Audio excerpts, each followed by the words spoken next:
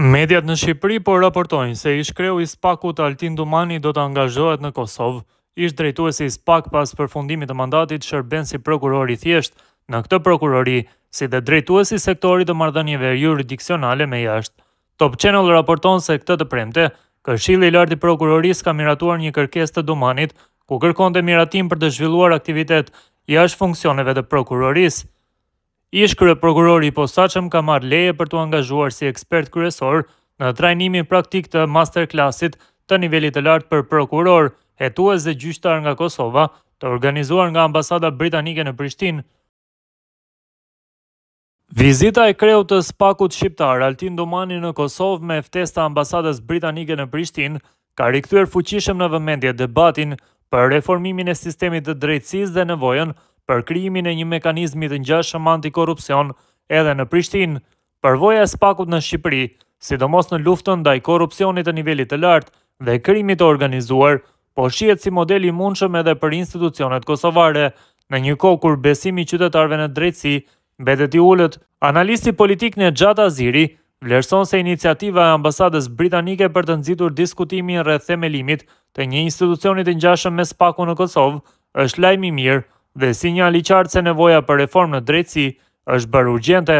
Iniciativa që edhe në Kosovë në një të ardhme shumë të afërt të themelohet një lloj SPAK-u si ai në Shqipëri, nënkupton domosdoshmërinë për reformë të thellë në sistemin e drejtësisë kosovare, sidomos në luftën ndaj korrupsionit dhe krimit të organizuar, shprehet Aziri.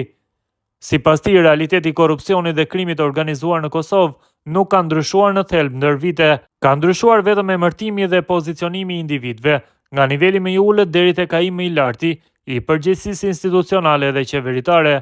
Fenomeni mbetet i njëjtë dhe është i përhapur në pothuajse çdo hallkë shtetërore, thekson ai.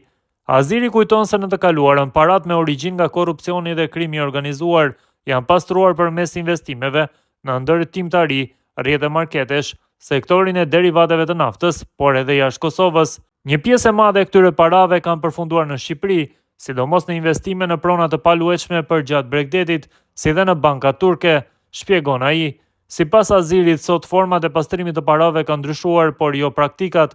Tani kemi forma të tjera të tentimit për pastrimin e paras ose mbajtjen e saj në mënyrë ilegale, e njohur si paraja në njastëk. Investimet vazhdojnë në sektorin e ndërtimit dhe në prona të paluajtshme, por streja kryesore e kësaj pasurie nuk është më Turqia, tashmë është Greqia, vlerëson analisti. Ai shton se nxjerrja e paras jashtë Kosovës, qoftë në Turqi, Greqi apo edhe në Shqipëri, lidhet drejt për drejt me individ të fuqishëm politik që mbajnë poste të larta shtetërore. Pronarët real të këtyre pasurive janë njerëz me ndikim të madh politik dhe institucional, thekson Aziri. Në këtë kontekst ai vlerëson se edhe partnerët ndërkombëtar të Kosovës e kanë parë si të domosdoshëm angazhimin për ta ndihmuar vendin në reformimin e drejtësisë. Krimi i organizuar dhe korrupsioni janë bërë fenomene endemike dhe gjithëpërfshirëse, prandaj kërkohet krijimi një mekanizmi të besueshëm për luftën ndaj tyre dhe për konfiskimin e pasurisë së pajustifikuar, shprehet ai. Aziri sqaron se ardhja e Altin Dumanit në Kosovë nuk nënkupton domosdoshmërisht që ai do të jetë në krye të një institucioni të tillë. Unë nuk pres që zoti Dumani të udhëheqë një institucion të ngjashëm në Kosovë.